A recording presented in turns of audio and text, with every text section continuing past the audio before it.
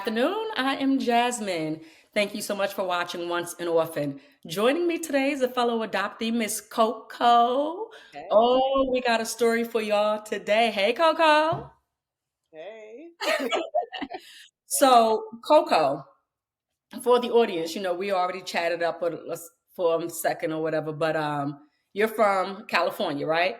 I'm from California. Yep, All right. Cali. Let's jump right into your story of adoption. How Yeah, old were you? What was the story behind it that you learned? Let's talk. yeah. Let's talk about it. I always love these moments because it always calls to consciousness um, Hmm. the importance of talking about these stories and how good it feels to share my story. So I appreciate you so much. I just want to speak in gratitude. So I did. I grew up in Southern California in a really small town called Brea. Nobody ever knows where Brea is. Not to be mistaken with La Brea, but Brea is a really small city in North Orange County. So I grew up in a really small, predominantly white neighborhood. Although my parents are black, so I'm a same race, domestic adoptee. I was in foster care and an orphanage called Orangewood um, for about 3 months total. So I was adopted at the age of 3 months old. Um, I don't recollect ever having a conversation with my adoptive parents like you were adopted, but I've always known that I was adopted. And so later on, like when my brother and I finally got an opportunity to get closer and kind of unpack some of the things that happened in our adoption, because we weren't really able to talk about it before. It was really Hmm. hush, really taboo for us to even bring it up. In Yeah. fact, we would like be in trouble if we were going to Mhm. bring it up. Yeah. So we never got to talk about it. So all these years later, when we got to unpack some of this stuff, it was just like, whoa, I never knew that. But as a child, he was telling me that maybe he and my adoptive sister were the ones to tell me that I was adopted. And I mean, if you just even, I just kind of learned by proxy, basically. Hmm. And you got to think about it. I mean, I was a kid. I was like maybe 5, 6, 7 years old and not really understanding what adoption was. And then having to hear it in that way, it really kind of set the foundation for it just being overall confusing for most of my life until Hmm. later on where I could really process it. So, my adoptive father, he played in the NFL. My adoptive mother, she was or is just a Southern belle from Georgia. She grew up in Columbus, so um, they came over.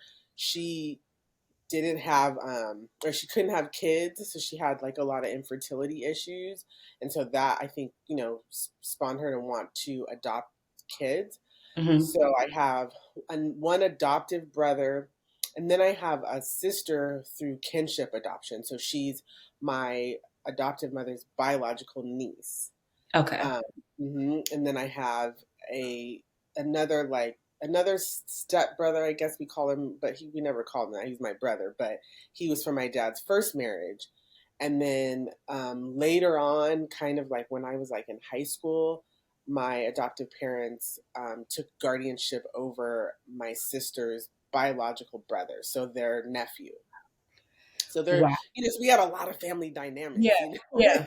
Exactly. going So, on. so let me ask. So, when you say you always knew you were adopted, what was that thing that made you know? Like, was it that you didn't look Um, like anyone? What was it? yeah, I mean, it was a conversation, like maybe like some conversations around it, especially like in my family or Mhm. even in my not my immediate family, but my extended family. So we would be at family gatherings. We just were known as like the adopted kids. Hmm. I knew that I was adopted. I could feel that I was different all the time Hmm. from, especially my adopted mother, who is like very light skinned black woman, and then my adoptive father is like a darker skinned individual. So it was always like, okay, well, we adopted you because like you matched dad, you know what I mean? And like Eric, who's is my brother, and he matched mom, right? So it was Oh, kind of like nobody would ever really ask any questions. right.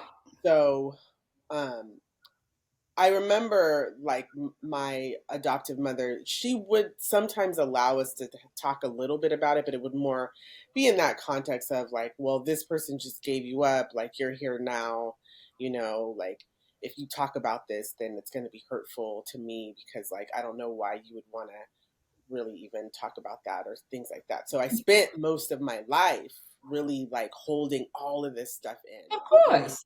and as an adopted person, there's a weight of Yep. adoption, right? That just Yep. sits on your shoulders that you always carry with you, and Yep. and you can't shake it. You know what I'm saying? And then you can't speak about it, not how you really want to speak about it. That had a profound effect on me my whole life. Mm-hmm. So although I always knew I was adopted, I didn't know what that meant really. Yeah.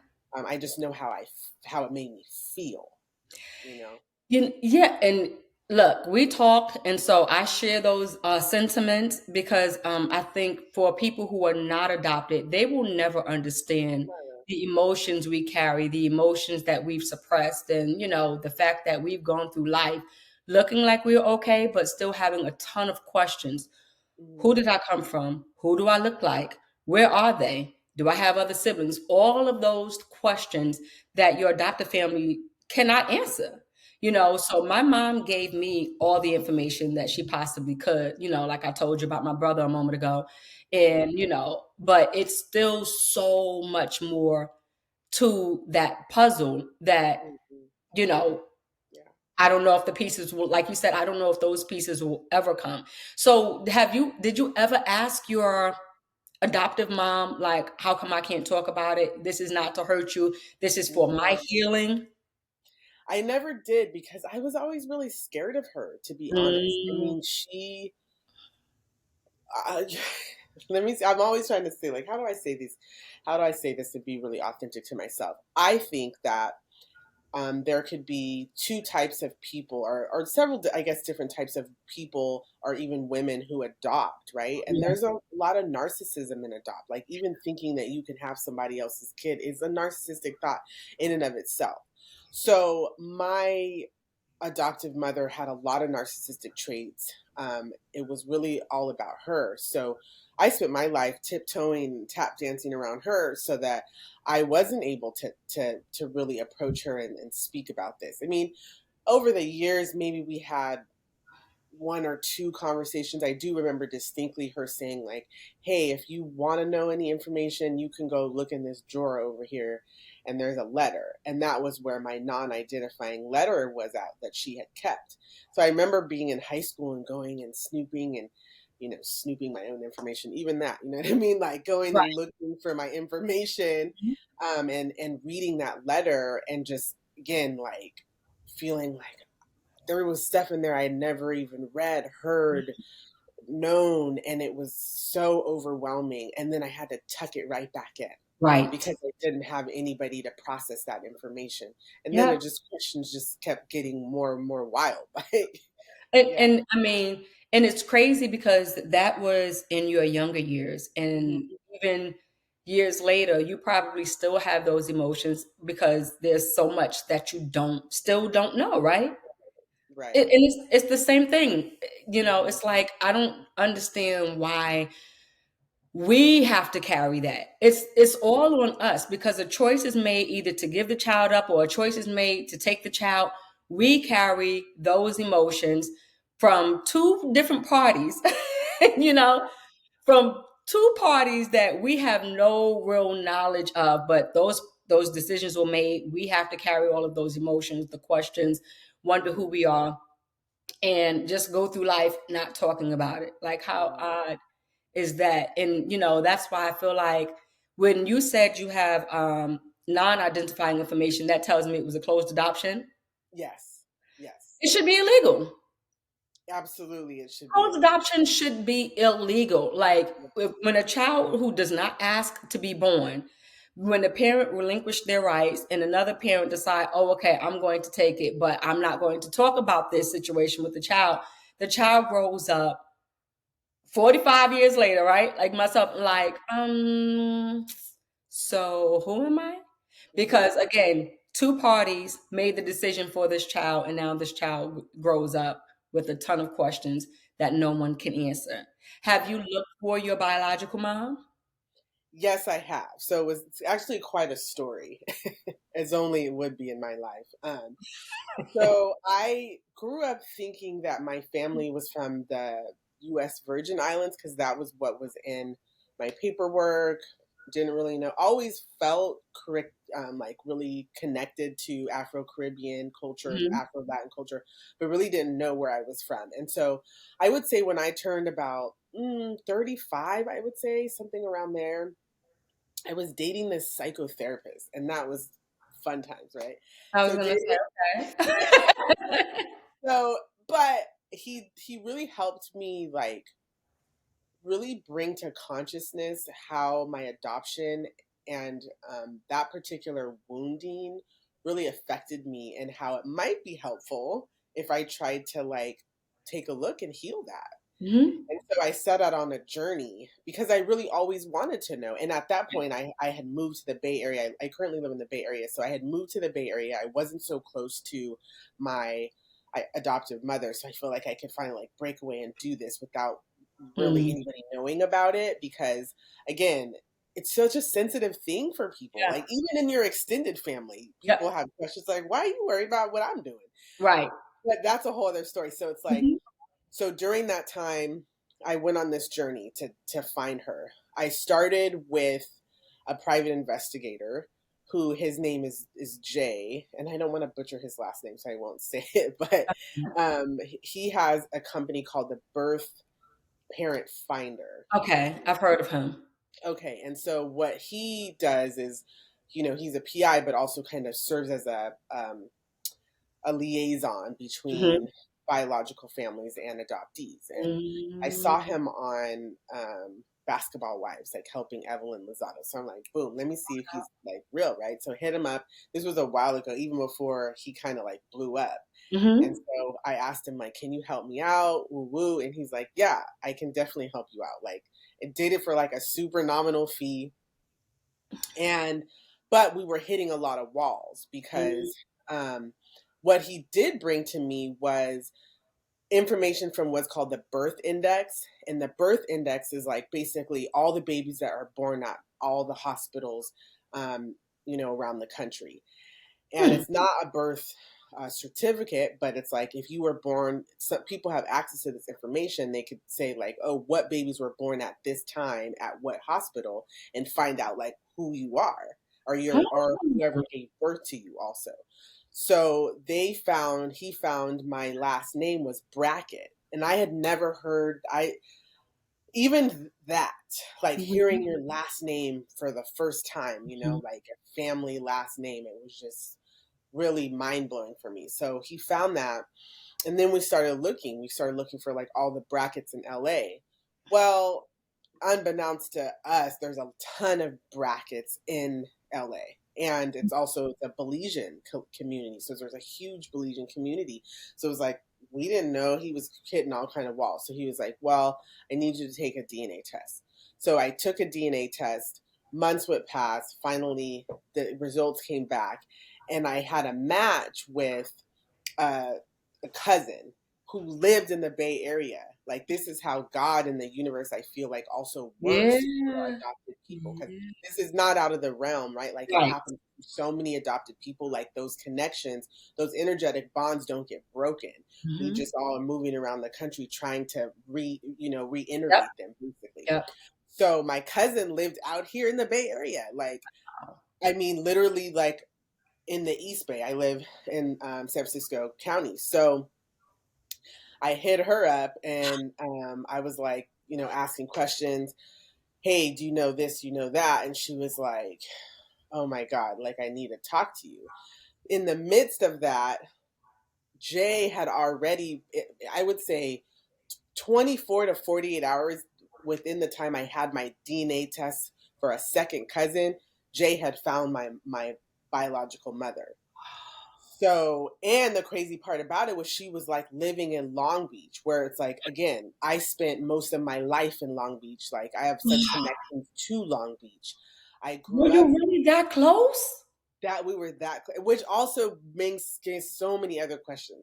Oh, this We is were in, crazy. but you have to understand, like, my dad was like a pillar of the community in Long Beach. Mhm. So it was like I just spent so much time there. And then I also found out she lived in Anaheim, which is like maybe one or two cities over from Brea, from where I'm from. So I was able to connect with a cousin who knew who like grew up with my mom, like they grew up as sisters, and she basically kind of filled in all of the holes for me, like, yes, that is your mother, I can't believe this. Like, she was crying, crying, Did crying. she know about you? No, she She did not. She was didn't? blown away. But she also, you know how people know stuff but they don't know stuff, like, Right. I think they knew something really bad had happened to her while Mhm. she was in Belize. They knew she had changed like dramatically after whatever happened and my birth. So she was just would reflect off me like, oh my God, even though I didn't know you existed, I always knew it was something big to the reason why she is the way she is in her life now. Like, she never had no other kids. She's never really ever like partnered, stuff like that. So, and then fast forward, I'm trying to fit it all in. She didn't Mhm. want to have anything to do with me. It was, she wanted absolutely nothing to do with me at all. Okay. Oh, Yeah. okay. Okay, hold on. So Mhm. when That's you the how truth. that's a lot. How old was she when you were born? Oh, she was only 16. So all of that made perfect sense, right? It was like a trauma response. And then I'm sure, I just took her right back to that moment. And, I think I wonder this from the biological mother's perspective. Like, do they hold their breath until that day, Yeah. knowing that the child most likely will come back and look for them? Yeah. Or do they really just move on and put it out of their mind? So Um, you were her only biological child. She never had any other children. no, And though not proven, you believe your conception was the result of a sexual assault. Is that right. That's correct. So when I spoke to both my cousin, who really kind of grew up more like my biological mom's sister, so Mhm. more like an auntie. So when I spoke to her and my uncle, they basically told me that she was in Belize, and my maternal grandmother had been sent over, or she was coming to the United States to like establish a life so that they could come over. Well, her husband, my grandfather, was still over in Belize, but he was just kind of doing his own thing. And my uncle Dan was supposed to be the one like watching all the kids, basically. And she was doing, I don't know, just partying and stuff like that. And she kind of got wrapped up in the wrong crowd. And apparently one day she went to a party and she got assaulted, and it was like they videotaped it. So then it became like a scandal in Belize, like where they blackmailed the family with, you know, this information. And what? those people were just known to be like really dark, bad people who like terrorized the women of Belize like during that time. So, I mean, again, the trauma in this, and we could talk about how that gets passed down, right? And so Yes. she came over to the United States just to have me, or and then to kind of start her life here in the States. So, and all while like hiding the pregnancy, because she's really thin. Like, she was always really thin. So, and back then, if you were that age, usually like it's not like you're showing the same Right. way as a grown woman. So, um, I just remember my cousin Joy saying like, "Oh my God, I just remember looking at her like, oh, she looks a little bit different," but just not knowing. And then she had me and then moved on with life. And so, Did it ever, did you ever feel like had she kept you would have served as a daily reminder of the trauma that she experienced at 15, 16 years old, and maybe that's why she decided mm, to, give you up? Was that ever? absolutely. And I Yeah. look just like her. When I tell Really? you that I look like her so much, like, I mean, we could be twins. That was the other thing that was really jarring to me because I had never seen anybody who looked like me Right. before, except my son, but it's a different, you Right. know what I Well, mean? Yeah. you It was expect him my to look first, like you. Yeah. yeah, exactly. He was Yeah. my first known blood relative, Right. so that was, just that's something in and of itself. So it's just like I'm a mental health professional, so I understand, I have a deep, profound understanding for what trauma does to people, and Hmm. especially like that kind of complex trauma, Hmm. and then the trauma of adoption on top of that, like having to give me away. And I remember in my letter, it strikes me, it's saying like she really thought you were a beautiful baby, and like she wanted to keep you, like, she didn't want to give you away. um Girl, yeah. that's just like tugging at me because Oh my goodness. we really don't know, and we can't, you know, with this particular group of men that we discuss, and I won't say their names, I'll leave that up to you. I won't say the name, but with this particular group of men that um, is believed to be responsible for what took place with your mom. You were born in the early 80s, right? Hmm. And 81. so I looked up this particular group and I saw in 2010 they were still at it. In 2010. Hmm. So that would have probably put you at close to 30, give or take, something like that. And still at it. And so I can't understand that there's so many things that we won't understand, that we will likely never know. One, why they were never apprehended and charged for the assaults, because from what it sounds like, they were responsible for several Wow. attacks against women. And for a teenager to have undergone that type of trauma, Hmm. and then have it recorded? Are you Hmm. kidding me?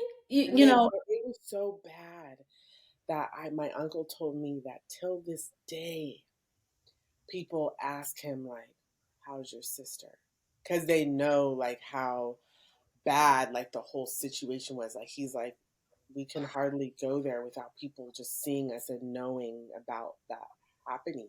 So that's hard, like that's so difficult for me because as a woman, as a black woman, Yeah. oh my gosh, it is. uh So mm, I mean, when you, that's a lot to unpack, sis. Oh yeah, my it God. is, right. So you're looking at the fact that not only did this happen, not only was it that trauma, but for the entire community to know about it. There was also that humiliation, that thick layer of embarrassment. Like, I can't even face the Belize city anymore, because everyone knows what happened to me. Like, how do you continue life Right. and where everyone knows your story? Everyone knows how you were victimized. Everyone, how is that? That's, oh my God. And is she It still in California is. now? It's tragic. Yes, she's still in California. So what happened is that my cousin, she was so blown away by this story. I felt like she had good intentions, but she wanted to try to fix it all and do all this stuff and didn't allow me to kind of do it on my own. And so Mm, basically, she went to the family and was like, "Hey, I know about this, or you," and they didn't even know. Like her sisters, my aunt, they didn't know any of it, but they were really protective over her. So they were like, "We don't know that person. We're not opening our home to that. We can't, this." And the story that I had gotten was that my biological mother really struggled also in her life. I don't know whether that, it was never like explicitly stated.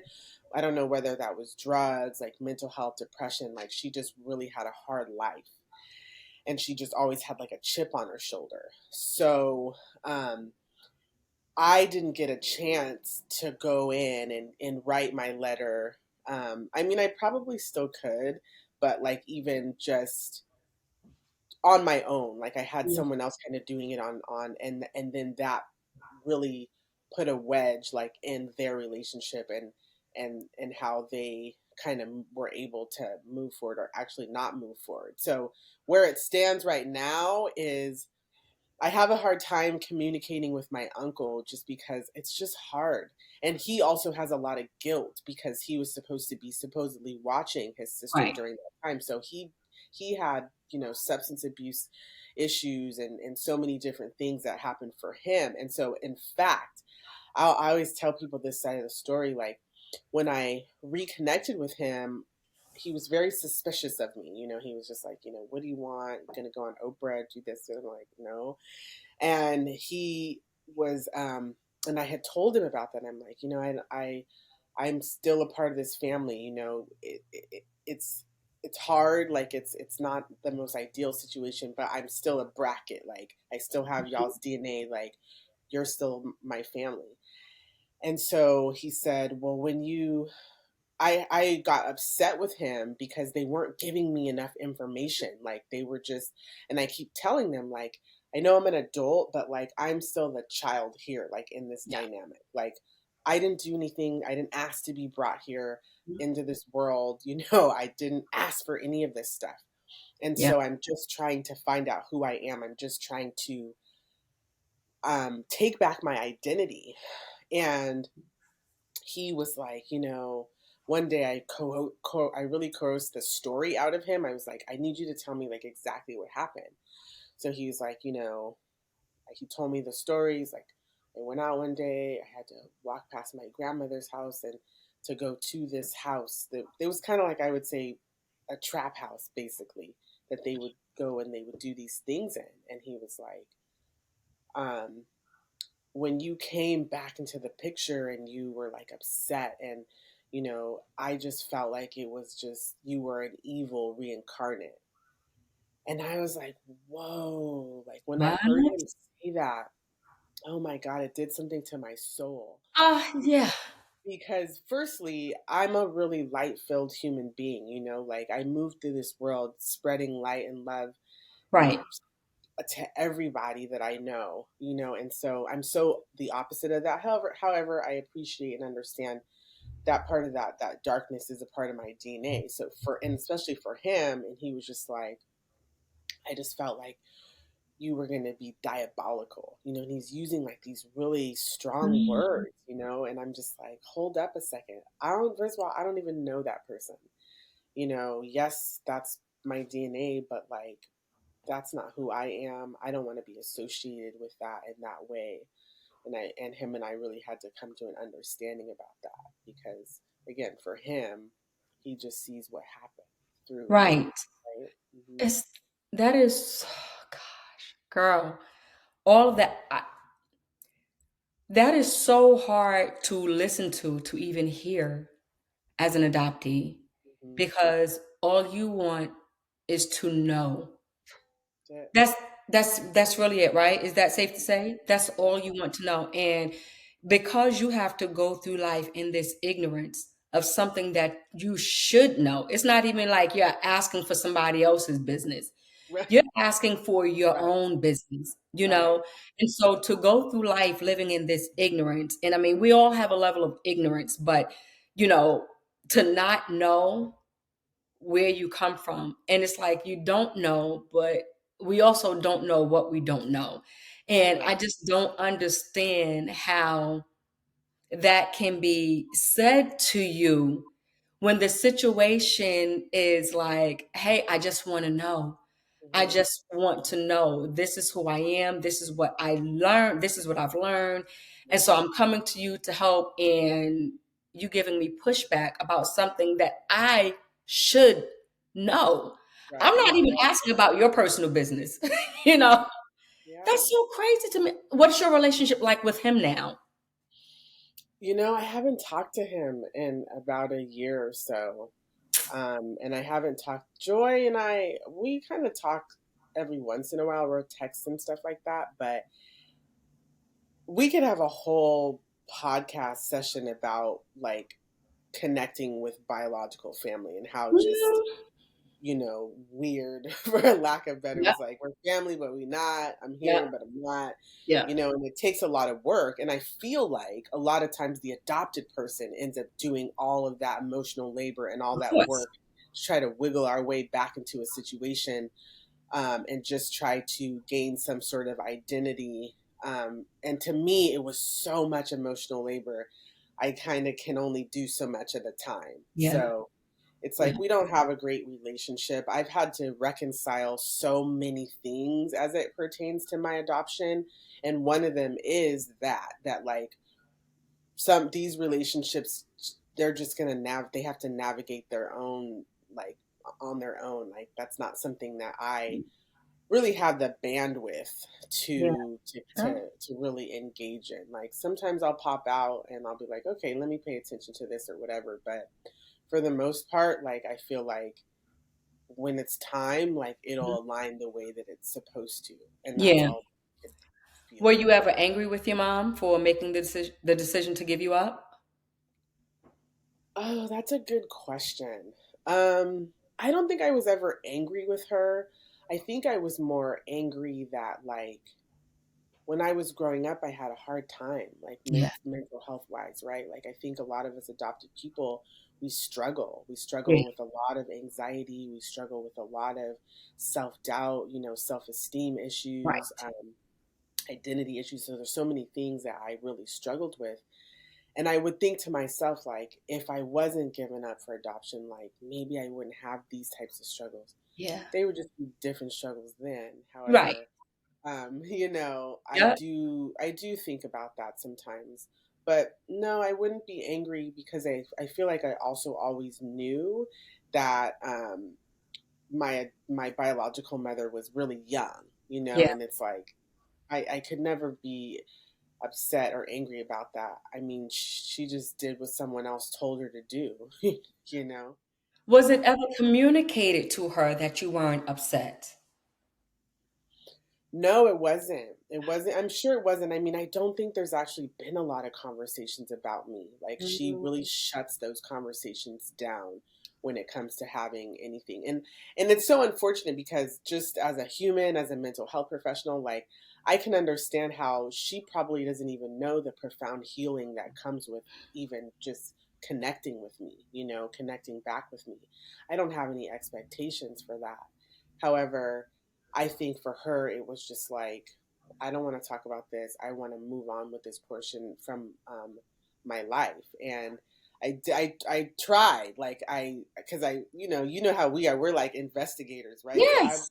found her job, called her job, was like, left her a message like, hey, this is your daughter. Like, if you don't tell me this information, like, I'm going to go forward with the story and stuff like that. And, I had to just regroup from that and be like, okay, this may not be happening to me per Mhm. se. Maybe it's happening for me, like for Yeah. whatever reason. And I have to respect that because I also don't want to go.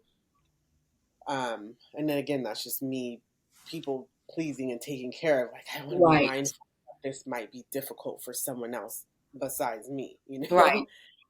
And So, see, and then yeah. it's funny, the reason why I ask that is because when I finally found my biological mother, um, I did the work to have a relationship because she was like, I Mm, don't feel like I have a place in your life.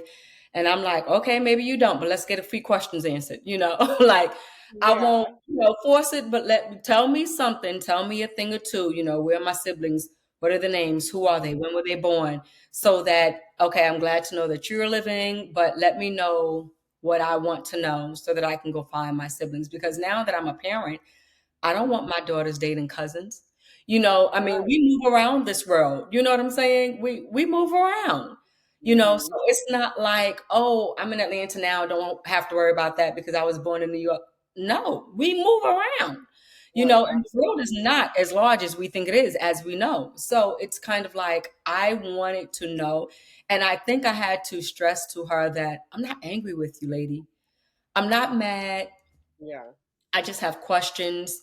I realized why, she dealt with substance abuse. That was like a huge factor in it because what can I do for this child? Hmm. And For the most part, my parents gave me everything. I never felt like I was adopted until I was an adult, which is what we just talked about, Yeah. once when we started to say certain things, and it was kind of like, oh Hmm. wait, hold up. Let's pause because it's my story. I'm not gonna let you talk about it. It's mine. I'll do that.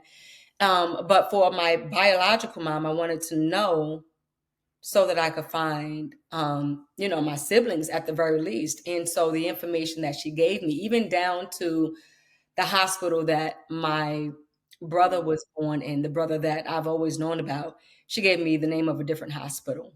She didn't want to give me the name of the hospital he was actually born in. So Oh I wow. learned that when I met him a year ago. And it was just like, like going through the extra work that didn't have to be done simply because I should know. I should know. I'm not asking you anything about your business.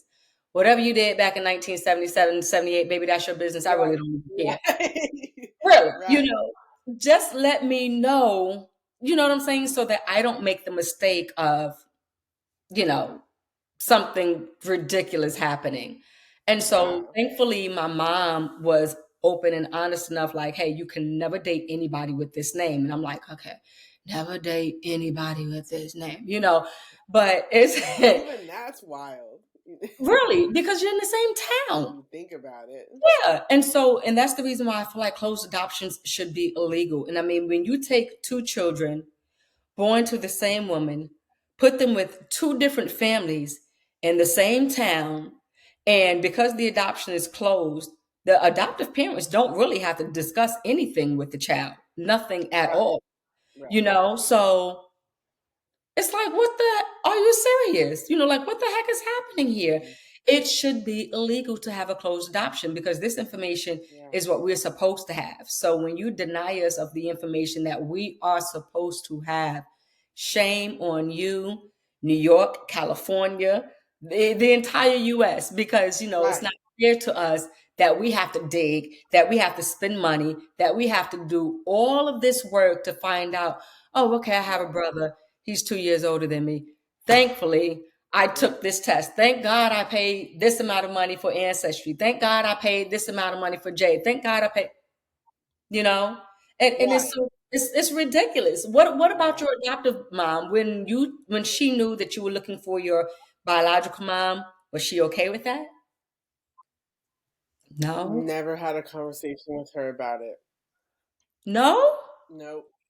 Nope. I mean, I remember, like, I think again, because my sisters and brothers, they gonna tell her, or somebody's gonna tell her. So I think that, like, one of them mentioned it. And I was also very, when I later on in my life, when I started to talk about adoption, I was really open about it, so she could go and she could look at stuff if she wanted to. Yeah. I didn't, that was before her and I went no contact. So she was just a very self-centered person, and she didn't never cared about that part of my life, or wanted to hear about that, or just wanted to really maintain that she just was hurtful to her, and it was something that she didn't want to hear about. And so Do you yeah. think that's the result of her not being able to conceive?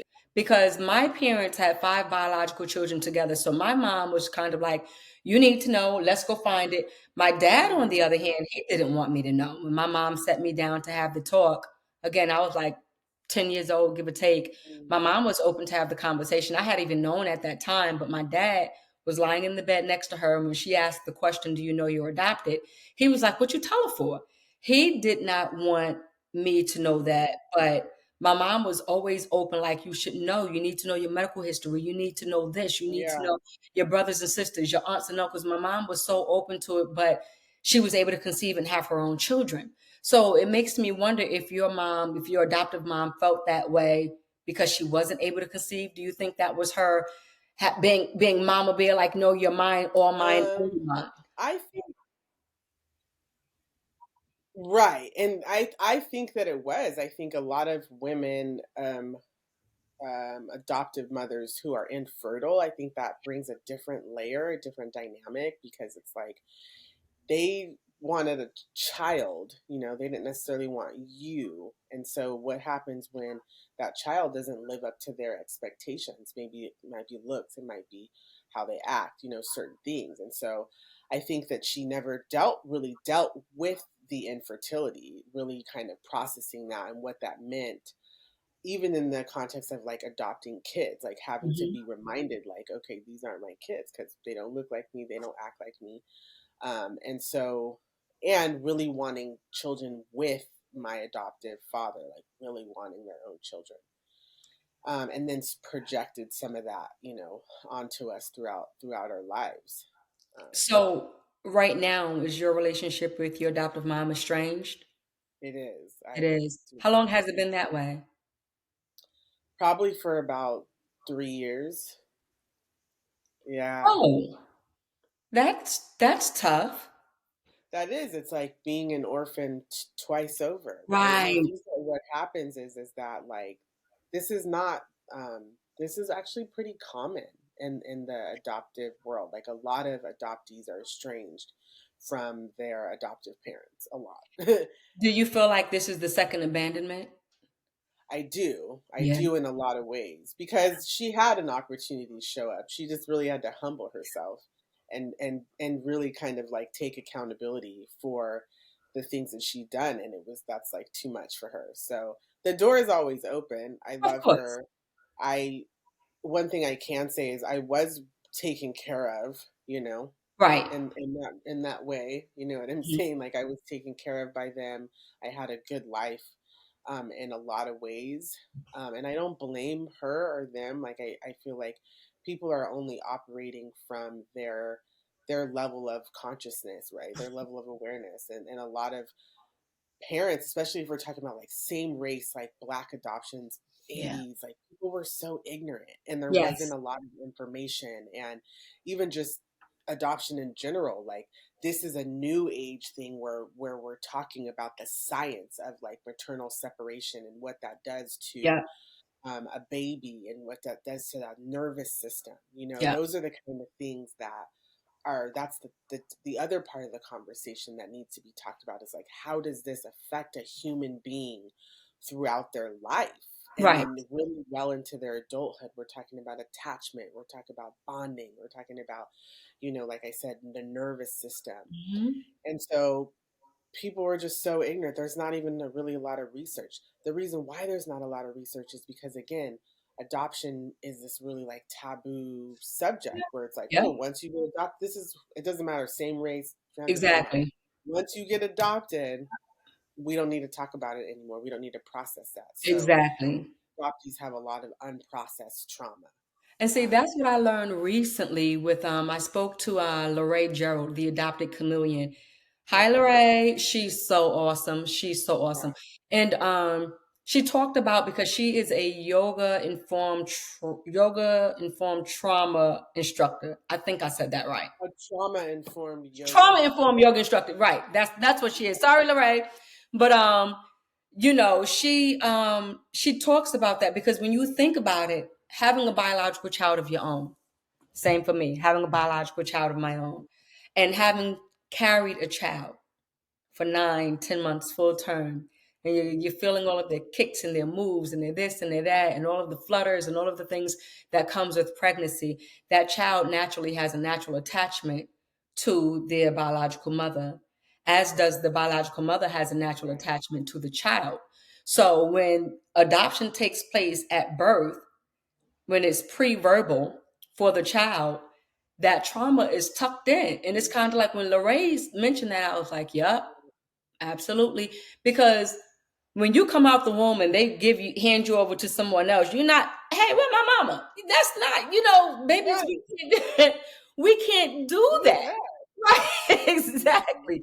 So, Right. and when you talk about trauma, that trauma is tucked, stored, and then at some point in time in life, it's gonna come to a head. Yep. And it's kind of like, oh shoot. And even for myself, I realize now, since, family's been able to make fun of it, family's been able to talk about it. And I'm like, wait a minute, Mm, it's my story. So, right. you don't experience my trauma just like I don't experience your trauma. And I know your trauma. just like you know mine. So, you don't want me to talk about yours. I don't want you to talk about mine because it's my story. And then when you get to a point where you have to really face that trauma and Mhm. deal with it, a lot goes into that. Because first of all, and I see like the shirts, I'm in therapy, I'm healing and things like that. Mhm. Healing gets ugly, very Right. ugly, Mhm. and I often bring up Minister Iyanla Van Zandt and her role in Fix My Life, because she breaks them down. She will have that adult person go back to when they first felt it, and when they first felt it at 6 years old, with the Mhm. inability to articulate their thoughts and their feelings. The only thing they can do is cry, and Mhm. she will take the adult right back to that moment. And a lot of times when you get to that point where you have to face your trauma, you can't really articulate it in the moment of heavy emotions, but you can cry, and so it's like, wow, like this is our reality. This is absolutely the reality of adoptees specifically, and everyone has their own um traumas and things like that. But speaking to Right. what we know when it comes to trauma, pre-verbal trauma and adoption, it's kind of like no matter how good your life was, no matter what your adoptive parents gave you, those questions, that ignorance, and all of those conversations that you couldn't have, those questions, and all of those things that went on not answered, you're kind of like, wow, at some point in time, it needs to be discussed. At some point in time, it needs to heal. You need to heal. And I highly, highly, highly recommend that healing takes place with the adoptive parents. Even if it can't take place with your biological family, which it should also, everyone should be able to sit down and talk about it. But at the very least, the adoptive Yeah. parents, we should talk. The adoptive family, we should talk. Let's talk about it. You know, Yeah. because it has to get ugly before you can actually heal. And if this is Right. family, and if you don't want us to talk about it, then let's heal from it. Let's deal with it. Because it's not Mhm. fair. It's not fair to adoptees, what they have to experience, what they have to harbor, what they have to suppress and go through, and then Yeah. carry all of this while going through life. Right?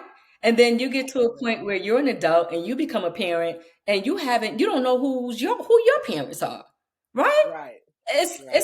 kind of like, oh, well, let me introduce you to grandma, but grandma isn't your biological grandma. Mhm. It's that Yeah. thing. It's that Right. thing that will never go away. Yeah. It's unfortunate, it's unfair. Closed adoptions should be illegal. When I received the envelope of my non-identifying information, I was so excited. I ripped that thing open. I was like, oh, all of my questions are about to be answered. And this was Right. 2001. And Mhm. I opened it and they said, oh, okay, your biological mother was 28 and black. Right. What? I'm like, wait, I waited all these weeks for this information. She's 28 and Yeah. she's black. So I say to New York, y'all have to, and I mean with DNA now, I think Mhm. closed adoptions are no longer really a thing because of Ancestry, 23andMe, and things like that. But at Right. some point in time, before all of this happened, and for adoptees that took place from the beginning up until DNA became a thing, I feel like the states should be able to pay for Oh, therapy, yeah. give us all of our medical Yeah. records, our original birth certificate, and not have to pay a dime for it, because this isn't information. This isn't a story that we decided to write on our own. You know, Right. Exactly. it, We it, should it have right. right to that information. Yeah. Absolutely. And I mean, this is the story that started, and at some point in time, we have to take over the narration and write it. Yeah. But at the same time, it's kind of like there's still so much unknown. And Yeah. for the states to just be like, oh, we can't tell you anything. So the parents get to, you know, relinquish their rights as a parent, turn the child over to people that may or may not be good for the child. And then the child has to grow up with a certain layer of trauma. And we can only hope they don't go looking for their families. What? Right. And it's like, and there's so many adopted people in America. Like there's something like something ridiculous, like over millions of Yes. adopted people. And Yes. then you think of, and it's funny because whenever people find me, like they'll say these things like, oh my gosh, like I've never been able to talk about this with anybody, or I've never met someone that, other adopted peoples, because we're so used as adoptees, like keeping it a secret, Right. especially those of us who are same race, whether you're white or black or, Yep. same kind of same race, same culture. Adopted parents can get away with that Yep. because they don't really have, like you said before, they don't have to talk about it unless they make a choice. And a lot of them choose to lie Yep. for whatever reason. There's so much lying that comes along with adoption, and even in the non-identifying letters, they put a lot of lies or information that kind of throw you off so that you don't figure out context clues and come looking for people. So they do all those things on purpose. And then if Yep. you think about how most of us go through our lives feeling like we're being lied to in some way or another, that really shapes the way you trust people in this world. So a lot of adoptees have trust issues. So again, these things are really symptoms of like a bigger problem, like you said, the closed adoption, the secrecy, um, you know the structure of adoption in and of itself, and how do we change that, so that And that, people no longer have to suffer. right. And that's the thing. It's like the secrets, whether the secrets come from the state, whether the secrets come from the adoptive family, Yeah, whether the secrets come from the biological family, the secrets. It's like, so y'all really think we're just going to walk through this life and not have any questions, keep it on the ground right, and be like, oh, right, yeah, are you adopted? Nope. I'm happy. What? yeah, You know what I'm saying? And it's the weirdest thing that and that's why people who work in mental health like yourself, I applaud you for the work that you do because it's yeah, it's very, very it's mandatory. It's so much needed for those of us who are going through life living in ignorance. And yeah. I found a second cousin on my paternal side. She actually shows up as a first or second cousin, who I Mm, believe is probably the biological sister of my biological father. mm, But she isn't able to give much information. And then when you do find those relatives that are close and match, they're kind of like, "Hey, leave me out of it." yeah, I don't know where this come from. Because 45 years later, and no, so and so got a daughter. I don't want no yeah, parts of it. yeah. I get that reaction all the time. I Yes. had a second cousin who called me. I actually think that he gave me the right and last name, but he was just like, he was so crazy. Like, just he didn't even know some information, or he was trying to find some information about his life, and him being given away, and had so many things to say about my paternal side of the family, that I was like, he talked about a curse like in the family, and I was like, look, I don't know them. I'm not. I don't. I don't Yeah. even want to talk about this. So again, it's just really odd. Um, when you don't have any information, then you have to fill in these little tidbits of Right. information, and then you don't get the whole story, and all of it is in the name of identity. All of it Yeah. is in the name of being a whole person, and Yeah. just wanting this information about your life so that you Yeah. can pass that on. That's a Yeah. huge barrier between me and my son, is that Mhm. I don't have people, like, I don't have Exactly. people, like you said, I can tell him about, yeah, my adopted parents. Those aren't his biological Right. family. Right. So being able to talk to him about that, he even asked me one time, like, "Am I adopted, mom?" Like, Mhm. because I'll talk about adoption a lot, Right. and so we don't talk about that, like how adoption, it really affects people, like generationally, Yes. on so many levels. Absolutely. Yeah, so And just and so many things.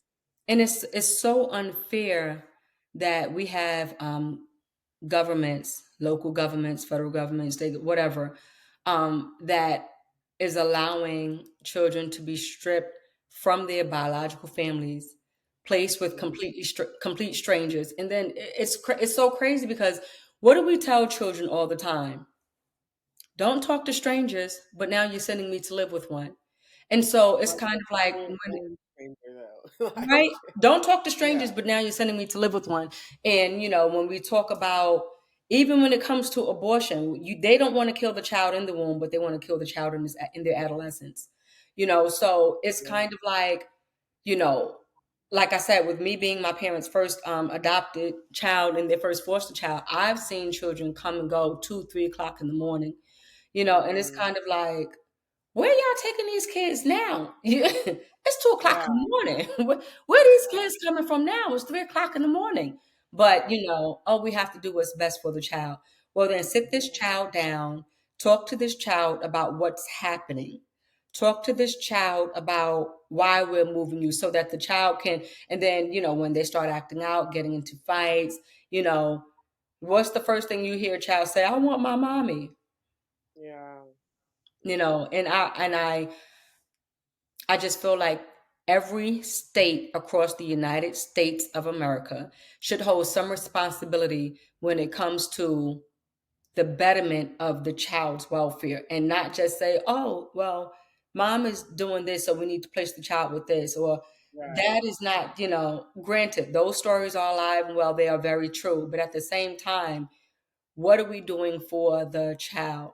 And that question absolutely, remains open. That you can't answer that question because they're not doing anything. And what they're doing is never enough. It's never enough for the child. It's not, never enough, because I feel like if a parent or if a couple or a mom or a single dad or whomever is going to adopt a child, they should only adopt a child under the conditions that this child will have some contact with their biological family, whether it's hmm, grandmama, big mama, auntie, uncle, or whomever. right, This child should not grow up in ignorance of who their biological family members are. And I feel like the absolutely, state is supposed to be responsible for that when they remove the child from the care of their biological family. The states, New York State, the state of California, Georgia, right, Idaho, every state across the US should have that responsibility of making sure yeah, this child has some contact with their all, biological family to avoid this child growing up with hurt, trauma, growing up in ignorance, because it's not what we ask for, right?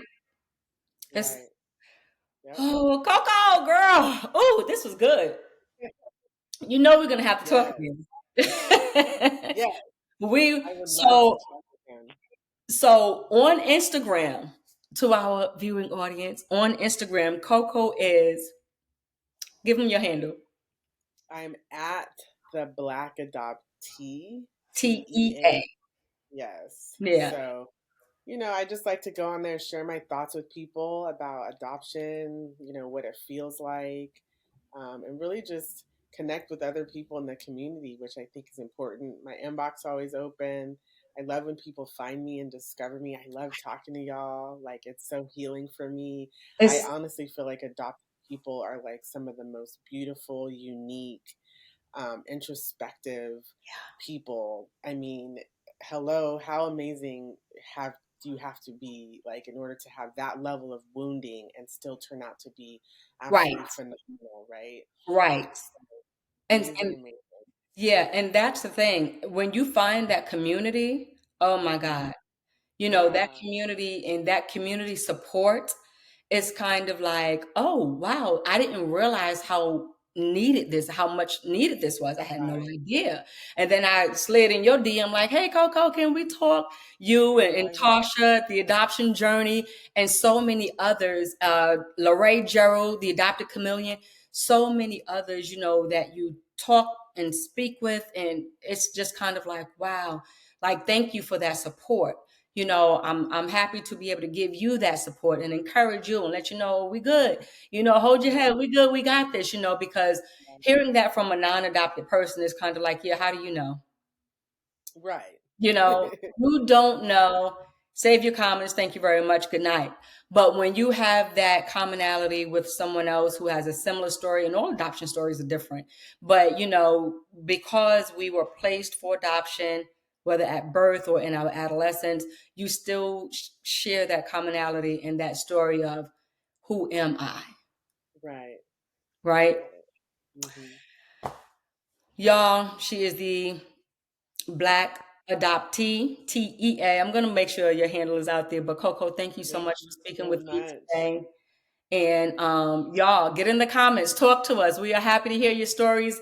Get in the I DMs. We want to appreciate talk. So we are here for each other. There's a whole community of us. And, we just got to make it do what it do because we got to keep supporting each other.